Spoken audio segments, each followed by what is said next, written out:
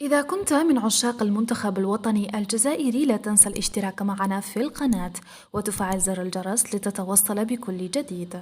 أسقط الناخب الوطني جمال بالماضي حارسه الدولي رايس مبولحي من قائمة لاعبيها النهائية التي كشفها صبيحة يوم أمس السبت، المعنية بخوض تربص مواجهتي المنتخب الوطني الجزائري الوديتين أمام غينيا ونيجيريا.